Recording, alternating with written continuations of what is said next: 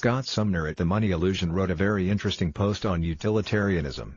He made the very good following points. When I talk to people in the humanities, I almost always run into the complaint that utilitarianism focuses on aggregate utility, with no consideration of equality.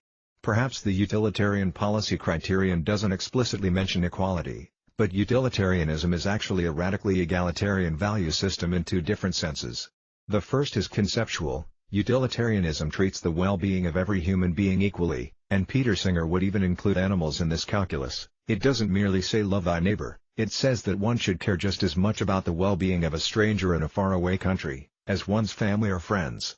No favoritism is to be shown to people of different nationalities, races, genders, sexual preferences, or economic class. Very few people, even very few liberals, are quite this unbiased.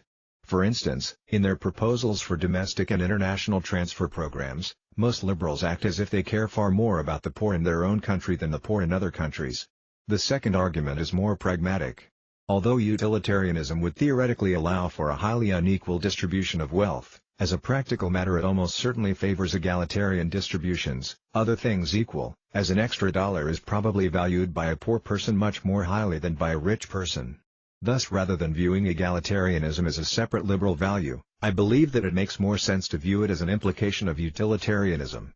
I'm not quite sure why so many intellectuals seem to view utilitarianism as a highly inegalitarian moral philosophy, when it's clear, to me, that exactly the opposite is true. Have they unthinkingly accepted some critique they learned in grad school?